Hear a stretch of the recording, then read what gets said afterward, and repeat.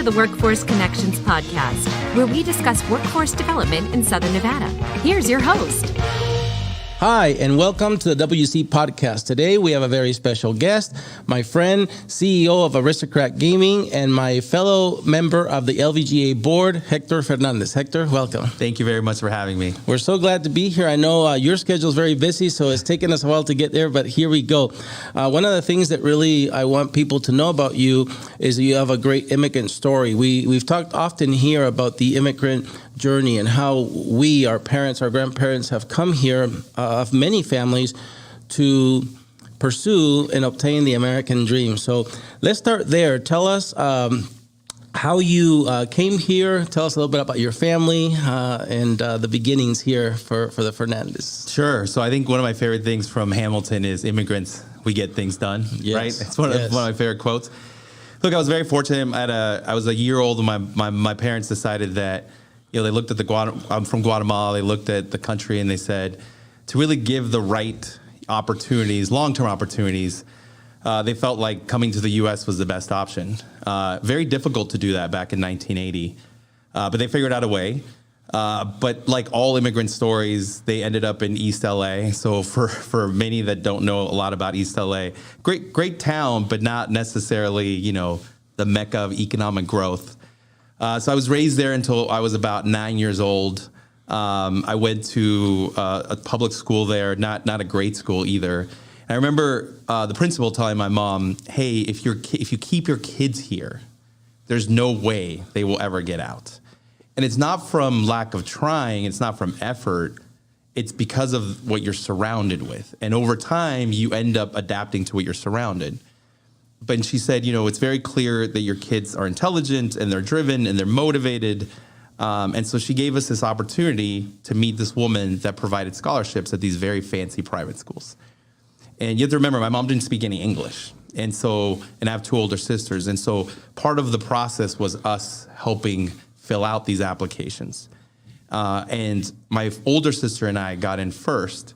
But the challenge was we had to take 3 public buses. And so when I think about the immigrant story and I think about things that are markers in your life, things that when things get hard, you can go back. One of the key markers early on in my childhood was I took 3 public buses to get to these schools. And I tell my kids this story and they think I'm insane, right? Like anytime you tell your kids stories like this. But not only did I have to take these 3 public buses, I then had to walk a mile. But that wasn't the worst part. The worst part was having all of your friends that came from an affluent background watch you do these things.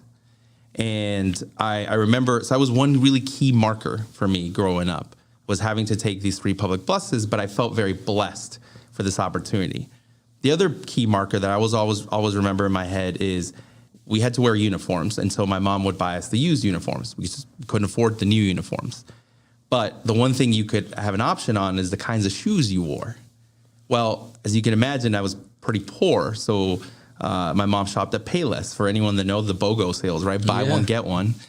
And so I wore Payless shoes. Well, none of my other friends wore Payless shoes. And that was a very difficult differentiation at a very early age to really understand that there is the haves and the have-nots. But my mom truly believed in the power of education. This real concept that nowhere else in the world outside of the U.S. can you come with nothing. Can you invest in education? Can you be willing to outwork everybody else around you and then one day get far?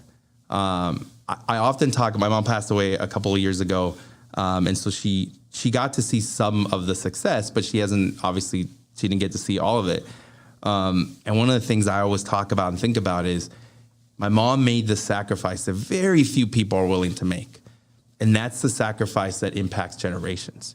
So my commitment to my mom when she was passing away was that this was never going to be about me. This was never going to be about personal accomplishments or wealth, but this was about my commitment to her about impacting her future generations.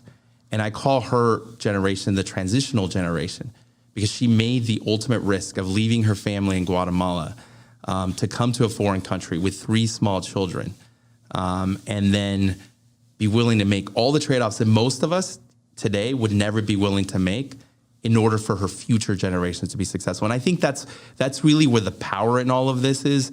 It's less about me. It's less about titles, but it's about the impact of future generations and the importance of education and the fact that in the U.S., education can be the greatest equalizer. Yeah, that's so cool, Hector. That's why I love your story. Tell us then, it looks like that decision your mom made really opened the door for a new trajectory for you in education.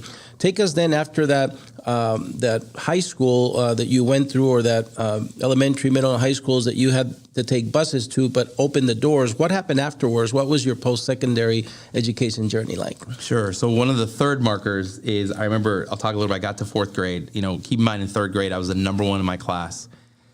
I get to fourth grade, I'm the last in my class. Because you went from East LA to these premier private schools. And it was very clear that I was behind on every subject, English, math, everything.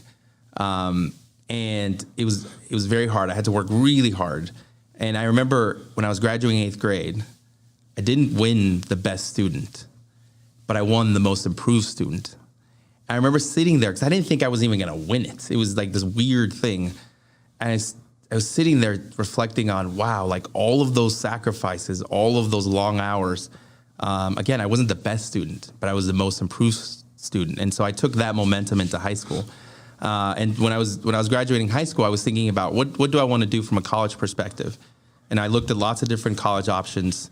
And one of the places I fell in love with, which is where I ended up going, was Claremont McKenna. Claremont's a small liberal arts school, basically full of a bunch of valedictorians and the best of the best. I'd done well in high school. I was proud of the success that I've had there. And I remember getting to Claremont, and it was kind of like getting into fourth grade again. All of a sudden, I was surrounded by just smarter, more educated people that had been raised in affluent households, use big words. I always say, I will never have the largest vocabulary in English because I didn't grow up around big words, but I speak Spanish. So if you want to compete on the number of words that I know, I probably know more. And I remember getting there and being surrounded by all these very, very smart, driven students and thinking to myself, you know what, I have to just work even harder. I have to work harder. I have no choice but to work harder. And I was very fortunate that my freshman year in college, which I attribute a lot of my success to, I got to meet my wife, Leslie. And I remember thinking, and here's how I met her. It's actually a really funny story. So I was sitting next to her in class, and she was taking all these notes. And there was this Civilization 10 class. So you'd learn about Socrates and Plato, things I found very boring, by the way. So I wasn't super excited about that stuff as a philosophy class. And she was taking all these notes. And I remember thinking, wow, I need to be friends with that girl, because clearly that girl knows what's going on. And I went to her dorm room afterwards, and I was like, hey, I'm Hector. I said, clearly you were taking really good notes. Can I photocopy your notes? And she said, you can't photocopy my notes, but I will study with you. Wow. And that was we didn't start dating right away, but that was the beginning probably of the best life decision I ever made. And I always tell people this. I wasn't the valedictorian of middle school. I wasn't the valedictorian of high school. I wasn't the valedictorian of college. But I married the valedictorian because my wife was the valedictorian of middle school, the valedictorian of high school. And unfortunately, she graduated third in our college class because the only A- she got, 3, all of college, was the semester we started dating. Oh, wow. That's so cool. I'm familiar with Claremont McKenna. I think I told you my daughter was a collegiate athlete. She played basketball at California Lutheran University. Right. And every year we'd go once there to play her away game against Claremont, and Claremont would come up to Thousand Oaks to play there. So every time I've gone to campus, I saw that. Not only were the health sciences very evident, but as you said, the cars that I saw were like, wow, it must cost a lot to attend here, because the kids that were driving cars, they were better than the car I drove. So right. I hear what you're saying. I think one of the things that I remember from your story was not only going to Claremont was special to you because, of course, you found the love of your life, you married the valedictorian, but also I remember hearing that that's where you fell in love with business, because you're in business, but it was there that you caught the bug. Can you tell us a little bit about that? Yeah, so like a typical immigrant, I wanted to be a doctor, right? So it's either a doctor or a lawyer is kind of the very tangible professions that you see out there. And I got to Claremont, and I was thinking I'm going to be a doctor. And I took my first accounting class with Professor Massoud, and it was hard. And I remember thinking, wow, but it was interesting. I found it very interesting. And I remember talking to him and I was like, hey, I may think about going into business. And he said, well, you got to make sure you understand accounting first, because he said accounting is the language of business. And so if you ever want to run a business, you can't rely on other people to try to tell you what's happening. You have to understand what's happening. And that's really where the love of business really started, was through accounting.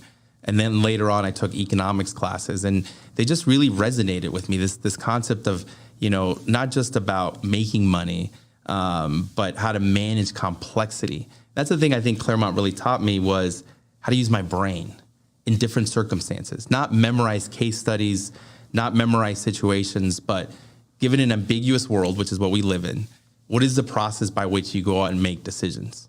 And I remember just falling in love with that concept and really going into it.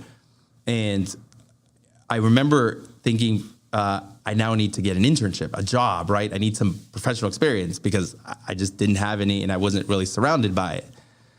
And I remember I got an internship at Ernst Young between my sophomore and junior year, which at the time, none of my peers were getting internships. Remember, I wasn't the valedictorian. Right. But kind of like the bus story, I had to take a bus to the Metrolink station, because I lived in the San Gabriel Valley, and Ernst Young was in downtown LA. And then I would take the Metrolink to Union Station, make a transfer, and then get off on 7th and Fig and walk across the street. I remember getting to Ernst Young and feeling completely out of place again.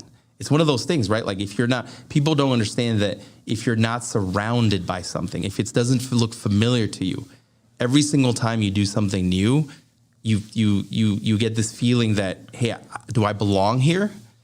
And the risk of failure is so high. And I'll never forget, I had a decent summer at Ernst Young. Again, I wasn't the best by any stretch of the imagination. I remember in the final presentations, I hated presenting. I'd never really done it. I did a terrible job, and I knew I did a terrible job. And I remember at the end of it, you're getting feedback, and they're telling you whether you got an offer, like a week later. And I remember them telling me, hey, you didn't do that great on the presentation, but we're still going to give you an offer. And I remember thinking to myself, gosh, I don't deserve that offer. I don't. So I didn't take it. I was like, I have to do better than that. And that's really what my life has been about. My life has been about situations where I felt like I didn't belong or that I didn't earn it. And it's about rising to the occasion. And, people always ask, what does it take to get to the role I'm in? A ton of hard work. Mm-hmm. It comes down to 4 simple things. Building skills, especially early in your career. You have to build skills. Number 2, experiences. You got to put in the hard work. You got to strike out once in a while. Number 3, building leadership qualities. Because early on in your career, it's about what you do, you as an individual. When you get to manage and lead large organizations, it's about your leadership qualities. Will people follow you? Do they buy into your vision, into your strategy? And then the last thing, there's one more actually. The 4th thing is about personal life trade-offs. It's really cool to have a CEO title. It's really cool to drive a fancy car. But are you willing to be on a plane 40% of your life? Are you willing to get up at 4 a.m? Are you willing to take a 3 a.m. call? Are you willing to miss some important things from your personal life, from a personal life trade-off standpoint? And then the last thing is a bunch of luck and a bunch of help. One of the things that sitting here today, I represent over 100 people that have believed in me, that have taken chances, that have helped me on the journey. So you never do it alone. And the last thing I would say is life is not about money or titles. It doesn't actually make you happy. Life is about building a future that you feel like is important to you. And for me, which is kind of, we talked about in the beginning, it's about building the future from Mamita's generations. Mm-hmm. It's not my generations. I didn't do enough to deserve this. She did it all. All I did was execute the plan. That's awesome, Hector. I think when my mom watches this, she's gonna tell me, see, you better talk like that about me, because my mom she was here celebrating our 100th episode. But before we move too far, because we already got to college, I do want you to touch a little bit again about this woman who who was the deepest influence, as I can tell, in your life, who shaped you. I love the story that you told once about the brown 1984 Oldsmobile Cutlass Sierra. So tell us a little bit about that story. Yeah, so finally, after, by the way, my parents got divorced. They got to the U.S. together, but they got divorced pretty shortly after that. So my mom really raised us as a single mom. And again, she didn't know English, and so she had to she first started off, she did some nanny work, and then she eventually worked at a retirement home. And she eventually saved enough money to buy a 1984 brown Oldsmobile Cutlass Sierra, which for her was her pride and joy. Yeah.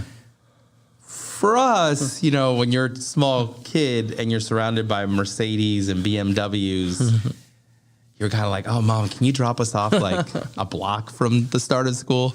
And Mom was very principled. She was like, nope, we've worked really hard for you to get here. I am dropping you off in the 1984 Oldsmobile Cutlass Sierra. The challenge with the Oldsmobile Cutlass Sierra was that it would break down once in a while. And usually in the most inopportune locations, places, times. It broke down sometimes in front of the school. So as you can imagine, all these Mercedes and BMWs are trying to get around the Oldsmobile Cutlass Sierra. It broke down in the middle of the freeway at times. But it is a symbol in my life of my mom was so proud of that car. To her, we weren't taking buses anymore. And I never take that for granted. It's interesting, I'm not a car person even today, because I think that a car is a utility. It gets you places, but it isn't the thing. My children think a little bit differently than that, but it's just one of those things. And the other thing I remember too is I remember thinking and here's the other thing that my mom would do that's so cool. I don't know if she taught me this or she did it herself, but I now do it. My mom would envision a future for us. So it wasn't just about education. My mom would envision a future, but she understood that it had to be a tangible thing in your brain. So she would drive us around the 1984 Oldsmobile Cutlass Sierra to really nice neighborhoods with huge houses. And she would tell me and my two older sisters, you want to live in that house? I could see a water slide coming down. I didn't actually know what a water slide looked like, but it looked pretty cool from outside.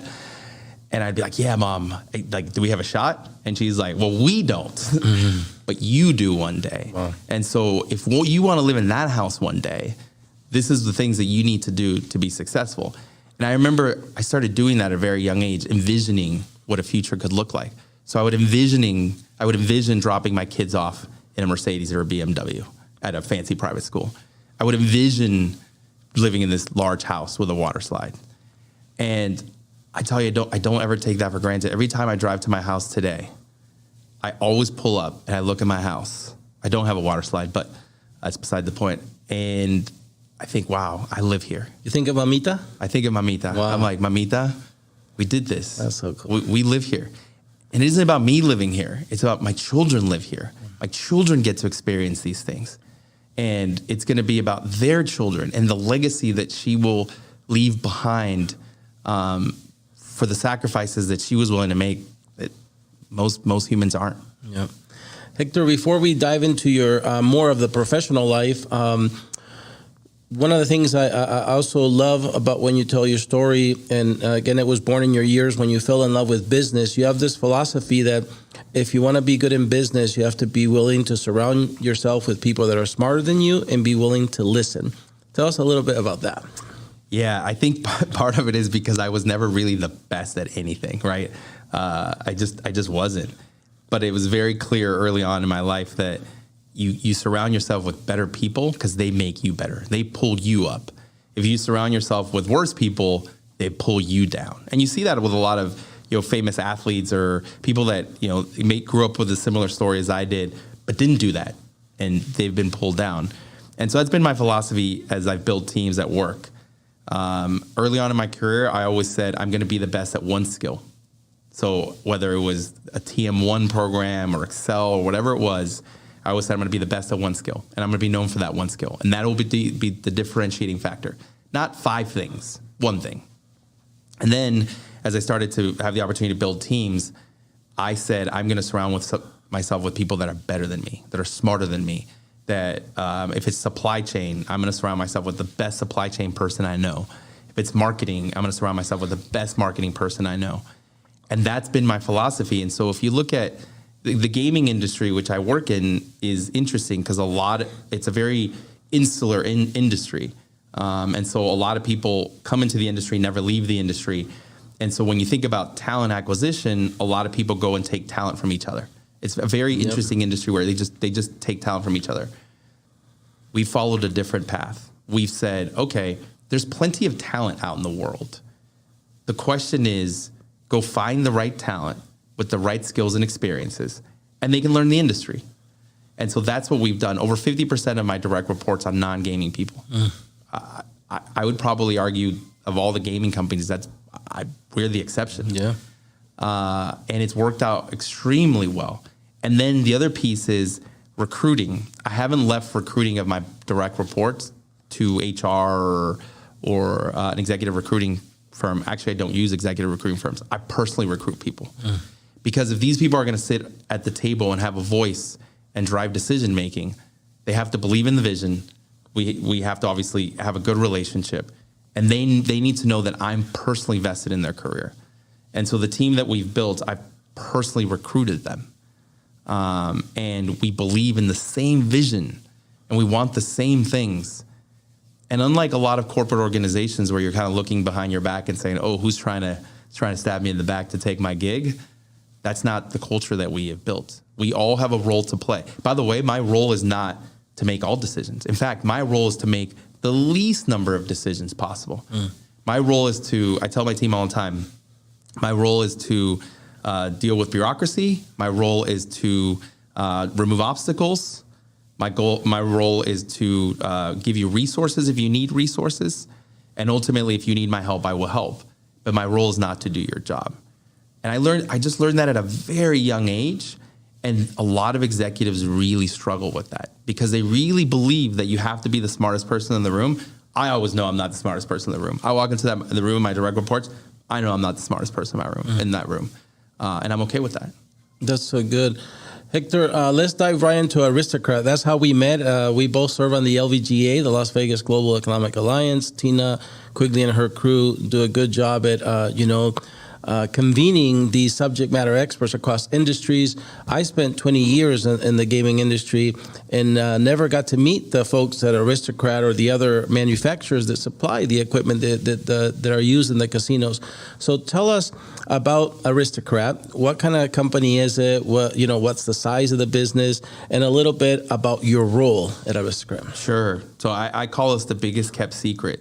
Our market cap is approaching 20 billion US, but we're publicly traded in Australia. And so a lot of times when you read a lot of the news, investor news and things like that, they only are covering US publicly traded companies. And because we're publicly traded in Australia, they don't always necessarily give us the same level of coverage. But yeah, 20 billion US. We just closed an acquisition about 2 months ago, Neo Games. So we're over 8,000 employees globally. We essentially have an office in every major, part of the world. And we operate really three businesses. We operate what we call our gaming business, which is what I'm the CEO of. And it's very simple. Anywhere where there is a physical slot around the world in a legal jurisdiction, I own. It's my responsibility. And so I used to say the land-based business, but cruise ships have slot machines now. And so those are on water. And so anywhere where there is a physical slot machine around the world in a legal jurisdiction is my responsibility. That makes up about 70% of the company today. We then have a digital business called Pixel United, which we operate in three different genres. In casual games, through our Big Fish acquisition we did a few years ago. Our social casino games, so playing slot machines but on your phone for coins, our Product Madness business. And then our RPG business through the Plarium acquisition through a game called Raid. And the sum of those three make up our digital side of the business. And then we have a third business, which is the newest business that we've just started. We first started organically, and then we just closed on this $1.2 billion acquisition with Neo Games. And essentially what that business is, it'll bring, for jurisdictions where it's legal, you can actually gamble on your phone. And so you can play a slot machine for real money, unlike our social casino business that's just for coins. And that business, for example, in North America, there's about 7 states where that's legal today.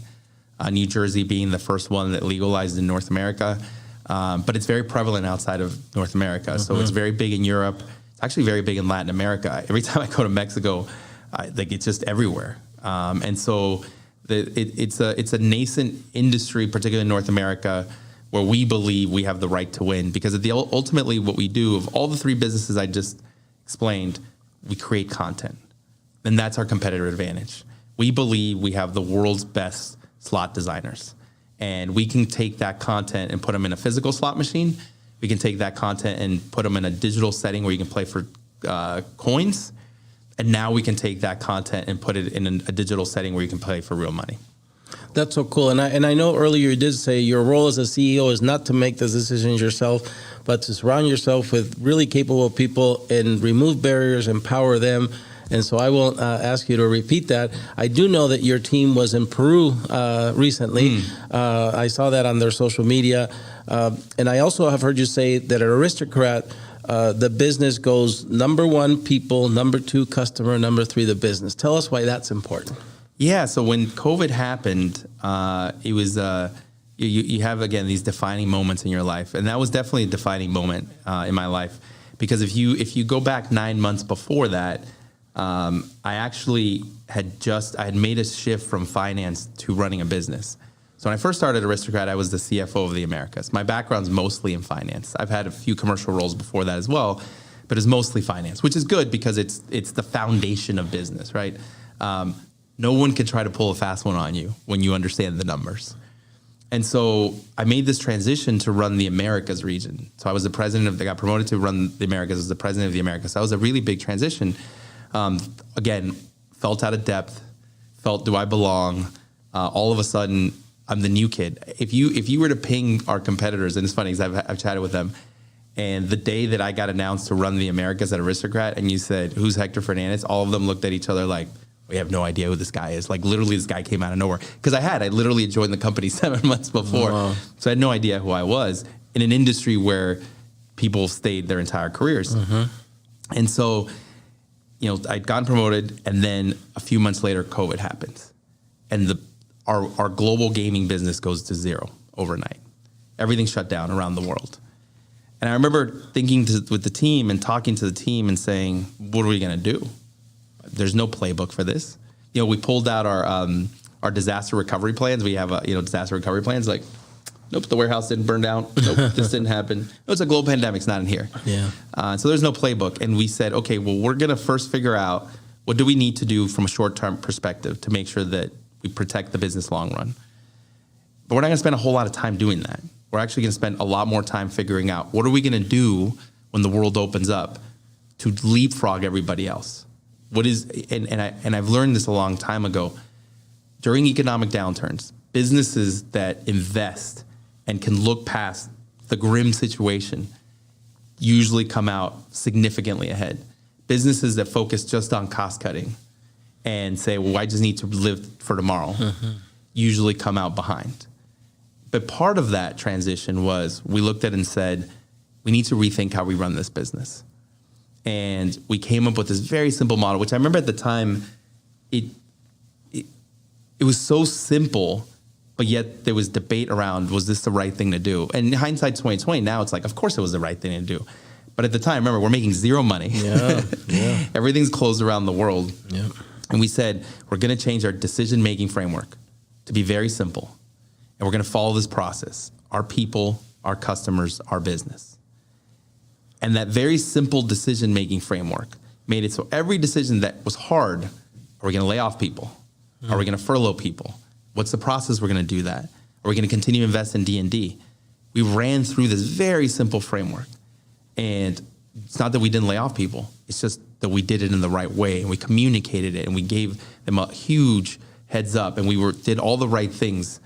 It's not that we didn't furlough people. We did the exact same thing, but we did it through that framework. And what we found is this really magical thing happened. And then we told customers, hey, by the way, you're not number one. They're like, what? No, of course we're number one. We pay your paycheck. You do. But actually, who really pays our paychecks are people that do the work that allows us to come up with a product or service that you then buy. Mm-hmm. And we were very explicit with our customers. You're actually number 2. Our people are number 1. And then the business is number 3, because if you can get those 2 things right, the business will be just fine. So we found this magical thing, and we started doing this shift, and we started communicating to our people. This is how we're going to do decision making. And I remember we had furloughed a lot of the service techs. And as the world started coming back, because remember, it came back pretty quickly and pretty unevenly. Like if you looked at state by state, it was very uneven, right? Mm-hmm. California remained shut for a long time. Oklahoma opened up first. Actually, Idaho, Coeur d'Alene was the first casino that opened up. Because of the furlough process we designed, where we could unfurlough someone in less than 4 hours, not 2 weeks like it typically takes, less than 4 hours. Our techs were out before any other competitor. And because we follow this mantra, our techs were super excited to be out there. And then because we said, you know what, it isn't just about the business, it's actually about the customer. We moved competitor products through COVID because our competitors didn't have their techs out because they had furloughed their techs, and it took them the normal time to get them back. This magical thing happened. And I remember having this conversation with the CFO, and she asked me, well, what are you going to ask for in return to do this service? You're moving competitor products. I said, nothing. And she was like, what do you mean nothing? We run a business. Did you forget we run a business? And I'm like, no, we're gonna ask for nothing in return. We're gonna do the right thing, because in the we run this business for the long run. If you do the right thing, if you demonstrate to your customers, I'm not just a vendor, but I'm actually a strategic partner. And that's what we did. And we did some other creative things around that. And that mantra really stuck in the company. We were always a people-friendly organization, but now we have a people-first culture. And here's what you realize. There's one of me. In North America, there's over 400 service techs. They see customers far more often than I could possibly ever see a customer. That's just North America alone. Mm-hmm. If every day they show up and they know that we value them and we're trying to make the right decisions, they're going to in turn do the same thing for our customers, which in turn drives the business.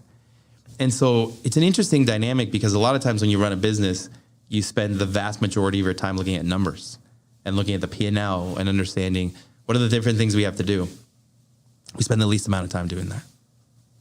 Almost none. Yeah. Not quite none, but very, very little. And we spend the vast majority of our time trying to figure out, how are we doing the right things for our people? And in turn, how are we doing the right things for our customers? And our customers have rewarded us as a result of that. I love it. Hector, earlier you also talked about talent acquisition and recruitment. Today in the labor market, it's not just the gaming industry, but the labor market across all industries, there's more jobs open than people that can fill them. There's this, this balance in the supply-demand equation that's not looking any better anytime soon, because we as a country have declining birth rates for decades, and so the workers of tomorrow are less. Immigration rates also have changed because there's less of those compared to, again, the couple of centuries we have where immigrants have been a huge piece of the labor force here and how this country was built. And then finally, the baby boomer generation, the largest one in history. By 2030, every member will be of retirement age. So we have all these factors. And yes, artificial intelligence, automation will play a role in mitigating that, but nowhere near equal balance. And so what would you like to see done, across the economy, across our region, to better be ready for that shortage that will only magnify? Yeah, it's interesting. If you look at birth rates in North America, they're down, right? And it's very prevalent. I mean, you can see it. A lot of the millennials are settling down way later, and a lot of them aren't having children anymore. But if you actually look at the cohort if you look at the segmentation in North America, the Latino population actually is driving the birth rate. They're making up for it? Yeah, they're driving the birth rate, right? And if you look at the economic power of the Latino population in North America, they'd be the 5th or 6th largest economy in the world from a GDP standpoint. And so I'll answer your question, but I want to dovetail into this concept of diversity, because I think a lot of people think of diversity as cutting the pie differently, for making up for some historical imbalance. I remember we had Eric Holder come talk to us. He was an attorney general under the Obama administration. And not to be political or anything, but he described it the best way I've ever heard it described. Diversity is about growing the pie. It actually isn't about cutting the pie any differently. And it's about growing the pie. And if you actually look at it, and I learned this when I worked at Procter & Gamble, because they really believed this. They're a consumer-facing organization, and they really drove diversity. And I remember asking one time, why is it so important? And they said, it's simple, it's business. And I was like, help me understand that. I don't really understand that. They're like, Hector, look around you. What do the consumers look like?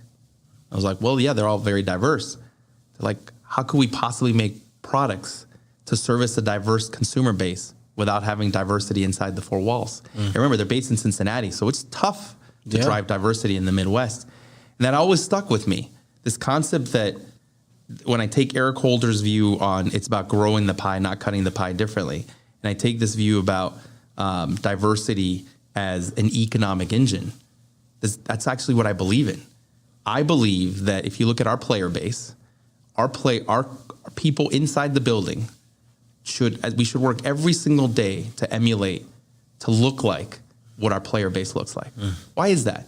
Because how could they make products or services that attract that particular player base or that particular cohort if they don't understand the background, the history, the philosophies?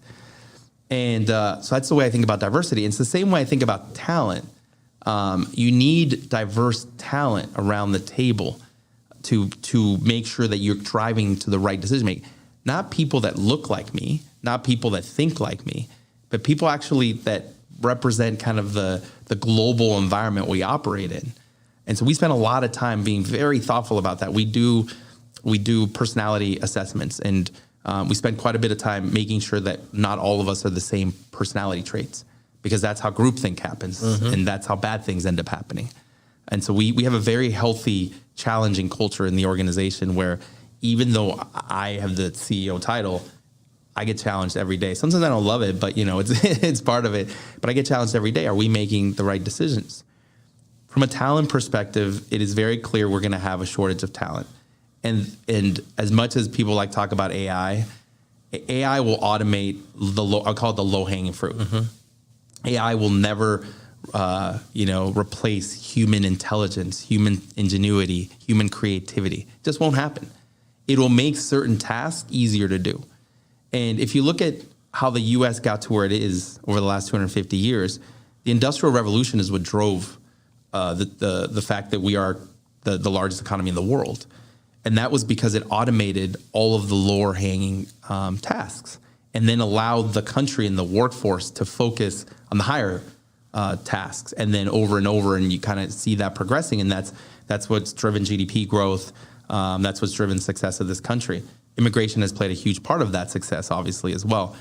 And so when I think about my kids, actually, it's not that complicated. I tell my kids this.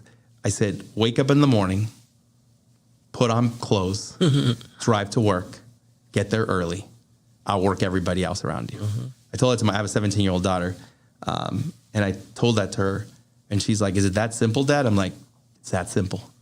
Work, but outwork everybody else around you. Don't say, oh, well, everyone's leaving at 5, therefore I'm going to leave at 5. They're going to stay there longer if you want to eventually get to that higher role.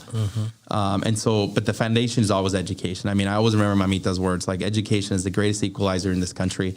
So when I think about what we as a society have to do is we need to keep driving education. And part of that is diversity, because we have if you look at it, actually, there's a pipeline problem. You don't solve the issue in college. You actually don't solve. If you're trying to drive diversity at the senior executive levels, it's too late, because there's one Guatemalan sitting in front of you that is, 40 some years of experience and lots of people helping. There's just not enough of me. What you actually have to do is you have to start at the beginning of the funnel, which is what this woman did for us. I went to the private schools in 4th grade. That's the beginning of the funnel. That changed my life. And it took 20 plus years to be an, executive level contributor to organizations.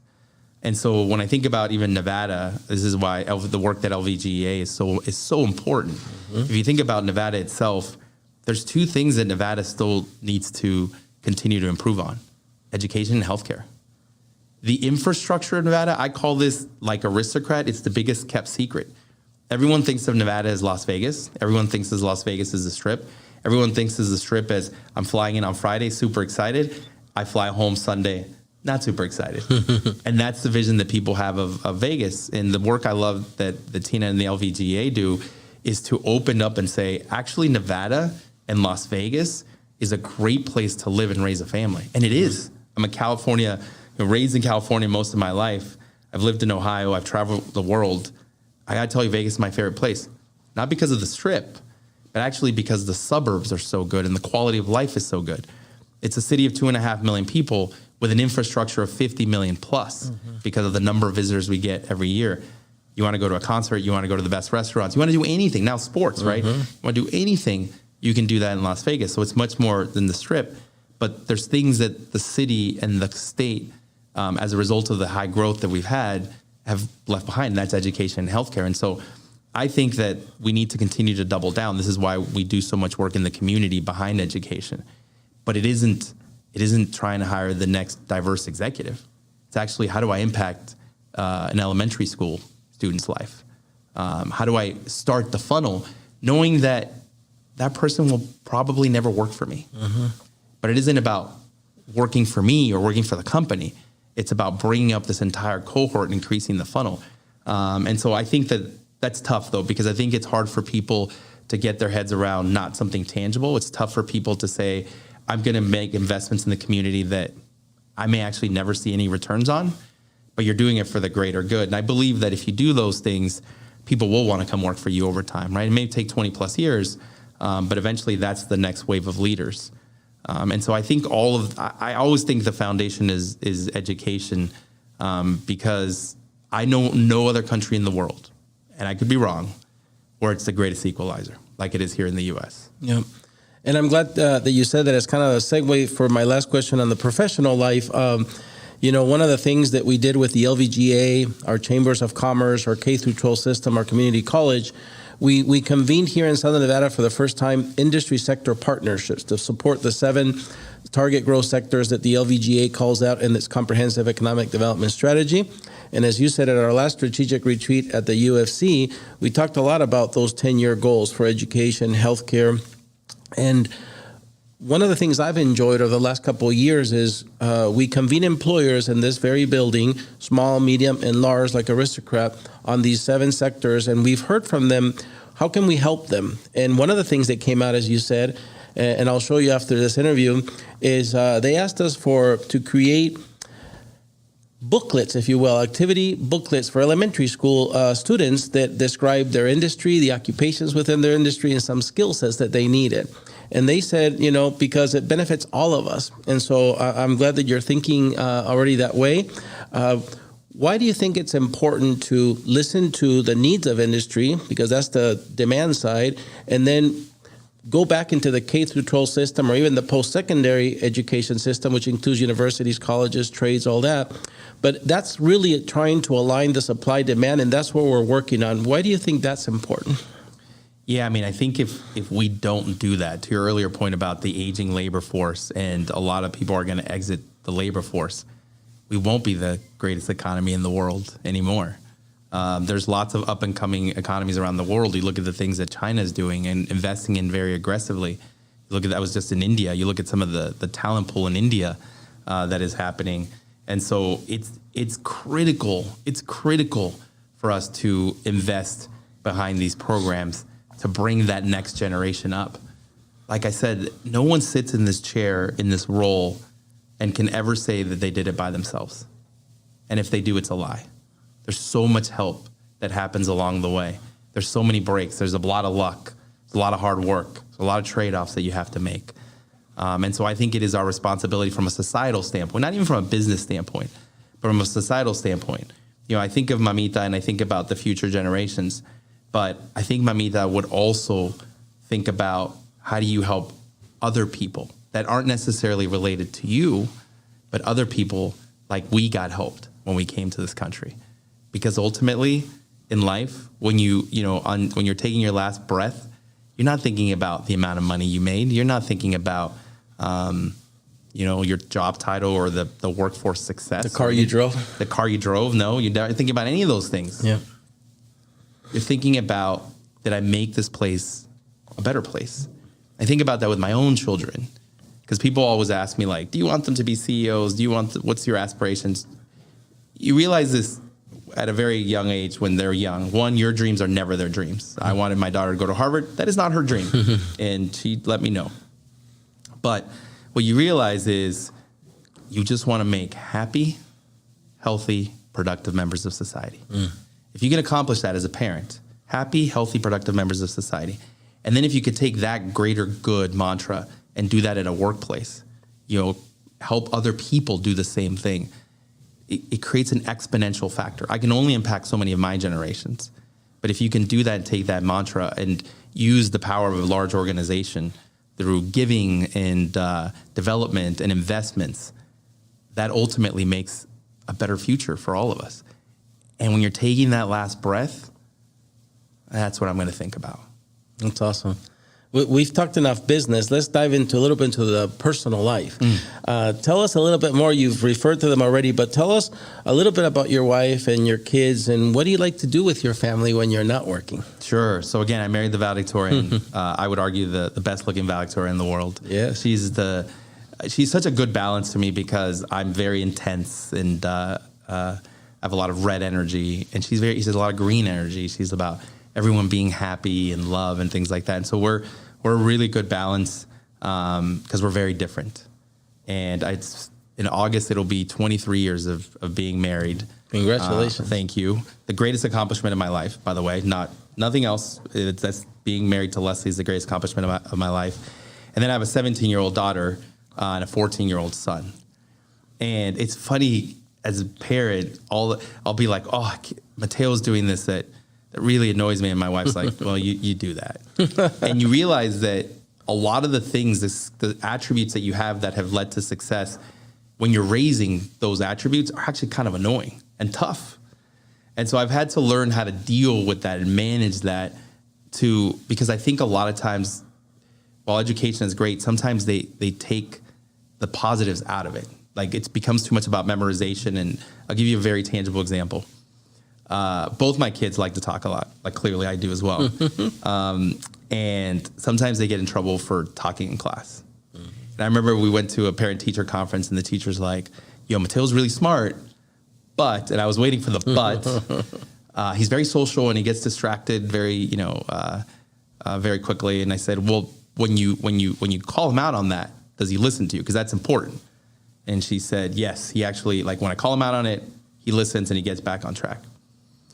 So, and he sits through it, by the way. It's kind of funny the way they do it. Like when I was a kid, I didn't sit through him, but so I turned around to him and I said, hey, Mateo, I said, you have to always make sure you listen to the adults and follow directions. But it's okay to be social. It's okay to talk to your peers, because ultimately those are the skills actually that in life will make him successful. It isn't the fact that he memorized, some academic fact. It's about how to use your brain, how to use your influence, how to build leadership skills. And so I'm very cognizant of, as I've raised my kids, make them happy, healthy, productive members of society while maintaining the core skills I think are important to be successful. So as you can tell, I spend 99% of my free time with my family. We actually just came back from vacation. We were in Belize. And so we love to travel. So we spent a lot of our free time traveling. And I remember my kids were like, Dad, you and Mom don't have any friends. You guys Dad, you never go on a guy's trip. I remember I sat there and I looked at my wife and I was like, you guys are right. You're enough. I don't need a lot of other friends. And my wife and I have always been that way. It's been about our core family, our core nucleus, and then my sisters and their family and as well, things like that. I'm not an extravagant person. Maybe because I didn't grow up with fancy things. I don't value material goods. No water slide in the back. No water slide. We do sometimes go to places with water slides. What I value is security. So the thing I always think about money is money could be used for good, could be used for evil, but money is a necessary thing. And going back to the 1984 Oldsmobile Cutlass era, I'll never forget the worst fear was when it broke down. because we never had enough money to fix it. And then we'd have to go back taking the bus for a few weeks and then save up enough money to fix it. That's where money is important. Where today, if one of our cars breaks down or a pipe breaks or something happens, I don't have to think about, do I have enough money to fix that? To me, that level of security, that's the luxury. It isn't the fancy watches or the houses or that's the level of security to me. That's incredibly important. And so I try to spend a lot of time with my kids and teach them the value of life and try to instill, as my mom's gone now, as much as I possibly can of Mamita's core values. I take them to Guatemala. It's something that's very important because they need to understand their roots, where they came from. They also need to understand that they live an incredibly privileged life, which, as Shaq said, you had nothing to do with it. Shaq tells his kids, I'm rich. You're not rich. I built this. And it's true. You look at Shaq's story, it's a very similar upbringing. And all the wealth that Shaq built, all the sacrifices, Shaq built those. His children get to be a part of those, but they have to go build their own lives. And so I think those are really important. I love sports. I'm a huge sports person. And so obviously we have the Raiders here, and they're such a great organization, Sandra and that entire team. And so I like spending a lot of time going to sporting events as much as I possibly can. And I'm very fortunate I get to travel the world, go through some really cool experiences, visit customers. I probably have the distinction of visiting the most casinos globally, which 6 years ago, before I came into gaming, I would have never thought would be a distinction I would have, but I quite enjoy that. And so, the vast majority and I've got into working out. So that's the last piece I would say. I used to believe that there was 3 things in life: personal, professional, family. And that you could someone once told me you can only have 2 of the 3. And I believed that for a long time. And so for a long time, I said, well, professional and family. And personal, I didn't take great care of myself. I didn't work out, things like that. And in the last year, as you get older, that kind of catches up to you. Yep. In the last year, I've realized, you know what, that's a sorry excuse. You can actually do all 3. You just have to work on balancing a little bit better. And so in the last year, I've gotten into a lot more, being a lot healthier, and working out and trying to carve out some personal time for myself where I do something like that. That's really good. I heard you mention your wife's name, Leslie, your son, Mateo. I haven't, if I missed it, sorry. What's your daughter's name? Sophia. Okay. Yeah, so both, Leslie's from the U.S., grew up in a very affluent household. Dad was a partner at a big law firm, but she's the most down-to-earth person, not money-driven. Her parents did a fantastic job raising her and her 2 siblings. When we were having kids, we wanted to make sure we could give them names that balance out their Latin roots, but give them the option that if they hated them, they could modify them. So Sophia was easy. Girls' names tend to be a little easier. At the 2007, when Sophia was born, it was the olden name making the greatest comeback, was what the book said. The irony of it ended up being the number 1 name by the end of the year, which we didn't love, but we spelled it with an F, the Latin way. And then Mateo was harder, trying to find a boy's name that was Latin, that if he didn't like. So that's how we ended up with Mateo, because if he hated Mateo, he'd go by Matt. But the beautiful thing, not very many Mateos, and he's unique. And when you're growing up, you hate being unique. And when you're an adult, you realize being unique is where it's at. You don't want to be like everybody else. You actually want to be unique. That's good. And that's my daughter's name, by the way. Oh, is it really? F. Yeah, Sophia with an F. As we near the end, I want to one last question, because again, as I hear your story, I hear mine. We were both raised by very strong Latina women who wanted the best for us. And I think about the teenager that I once was, and how I would love to have all the wisdom we gather over the years back then. What would you tell young Hector today, if you could? I know it's impossible. What advice would you give young Hector? Because I think it applies to any youth who is listening who says, I want to one day be a leader like Hector Fernandez. Yeah, I think the number 1 advice is who you pick to build a life with is by far the biggest decision you ever make. Everything else, where you go to college, your first job, all of those things actually don't matter as much. Play a piece of it. And here's why. They haven't done a lot of research. So one of the things I want to do when I retire is I want to write this book called The Next 12 Hours. And the concept is very simple. The concept is when you're looking at executives and hire the next CEO or the next executive, you look at someone's professional, educational background, historical. History is the best predictor of the future. But what you fail to look at is the next 12 hours. And the next 12 hours is once that person leaves work, what does that next 12 hours look like? And it's a very simple concept, which is if you go home into a family life that you do not like or that drains all of your energy, you wake up the next day and you show up drained because you've used up all the energy and you have nothing else to give to the next 12 hours. And so I would give myself the same advice, which worked out okay for my life, which is hold on for Leslie, like wait for Leslie, like don't be distracted by all these other things, because who you build a life with is, I believe, one of the greatest indicators of success. That's awesome. Hector, I want to thank you for being here with us today on the podcast. I've gotten to know you better, and hopefully our listeners have well. So thank you. Yeah, thank you very much for the opportunity. Really appreciate it. All right. Well, that's it for another episode of the WC Podcast. We hope to see you at a future one. Until then, stay safe.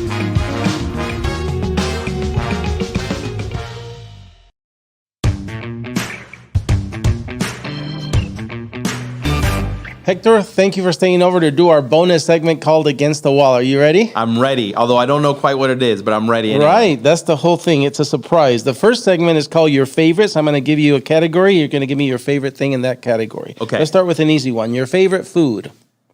Favorite food, sushi. Favorite wine for dinner. A Pinot. Your favorite car that you owned. That I've owned. I want to go with the 1984 Oldsmobile Cutlass Yes, Sierra. I was hoping you'd say that. Your favorite musical group or artist. Shakira. Your favorite movie. Unusual Suspects. Ooh, I like that one. Favorite book. Favorite book. She's Come Undone. Favorite sports team anywhere in the nation. The Lakers. Now, favorite Vegas sports team. The Raiders. Very good. You made it through the first segment. The second one is called Tough Choices. It gets harder. I mean, if you two choices, you're going to hopefully pick one. If you really can't decide, go ahead and take both. I am extremely decisive. All right. Vacation or staycation? Vacation. When you go to your vacation, would you either drive there or fly there? Fly there. Once you get there, hotel or Airbnb? Hotel. When you retire one day, rather be in a ranch or in the city? City. Would you rather spend a day by the ocean or hiking in the mountains? Ocean. If you were a superhero, would you like to have the ability to fly or breathe underwater? Fly. Again, if you had superpowers, would you rather have the ability to speak with animals or speak any foreign language? Speak with animals. All right. This is a tough one. I love this one. Actions or words? Actions. Justice or grace? Justice. The hardest one, Los Angeles or Las Vegas? Vegas, baby. All right. You made it through the second segment. The last one is called Finish the Sentence. So I'm going to give you about 95%. You're going to finish it for me. If Hector could visit any place in the world, it would be Antarctica. The best part about living in Southern Nevada is the amenities. Hector's favorite thing about his job at Aristocrat Gaming is our people. If Hector could travel back in time, he would travel to the day I met Leslie. Ooh, I love it. 3 words that describe Hector are resilient, kind, fair. Couldn't agree more. Doing the WC podcast here today with us was exciting. All right, Hector, thank you for staying over and doing the bonus segment. Thank you.